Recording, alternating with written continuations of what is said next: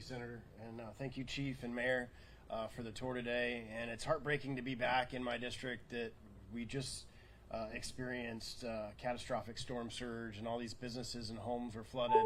And then 2 weeks later, the same businesses and homes were flooded. So it's heartbreaking to see people who started to recover.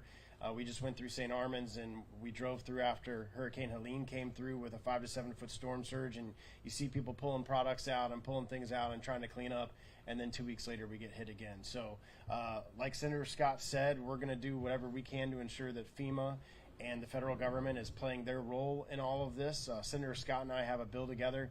We have passed it in the House, and we call on Chuck Schumer to bring the disaster tax relief bill that I actually filed after Hurricane Ian. It's been over 2 years now, and it would allow any American that has suffered from a catastrophic natural disaster, a presidentially declared natural disaster, to deduct their expenses from their taxes. That bill has passed the House, and it sits in the Senate, and all that Chuck Schumer has to do is bring it up to the floor for a vote, and then send it to the president's desk. So we ask him to do that because that would take in Hurricane Helene victims, it would take in Hurricane Milton victims, and every natural disaster up to the time the president signs the bill. So we're asking that they do that, and I want to thank again all our local government officials, our law enforcement officials, for keeping us safe and doing the things that we need to do to bring our communities back. I'll turn it over to the superintendent at Sarasota Schools. Thank you, Congressman. Just want to give you an update on our schools. Over the last 72 hours, we've had hundreds of our staff in collaboration with the county EOC staff working shelters. 14 of our shelters have been open for the public. Over the Hurricane Milton, we've had over 10,000 guests stay with us in one of those shelters. We have now got to the point where we are down to one shelter opening.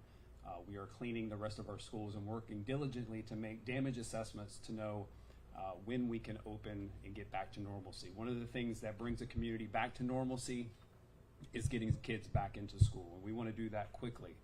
So the anticipation is while we're looking at power outages and making sure that we have all those assessments and we're back up to speed, working with our county officials, working with emergency management, we do anticipate that hopefully by early next week we will be back in operations for our schools so that we can return to normalcy.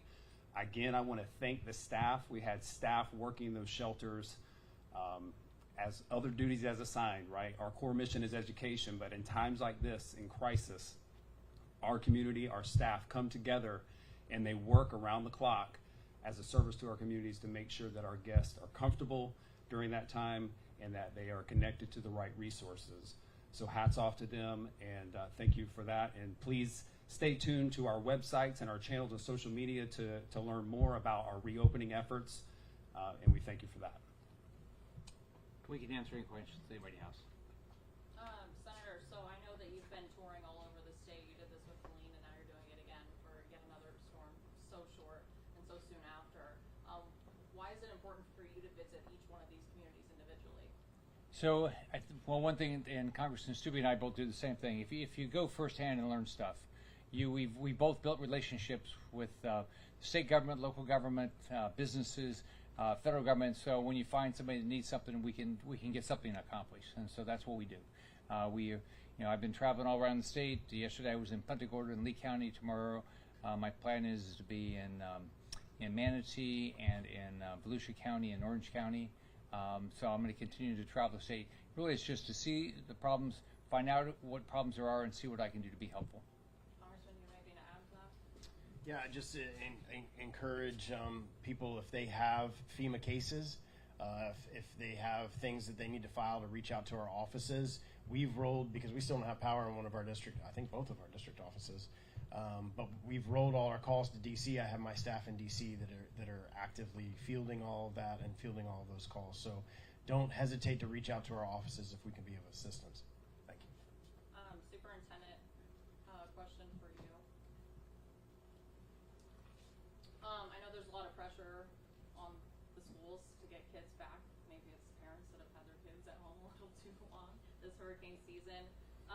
What does it take logistically to transition from, an evacuation shelter back to an environment that's suitable for learning? It definitely is a multifaceted approach. We obviously there's some preparation time to set up for shelters, and so it typically takes a day before we open to do that. Then obviously operating the shelters, ensuring that we have food supply.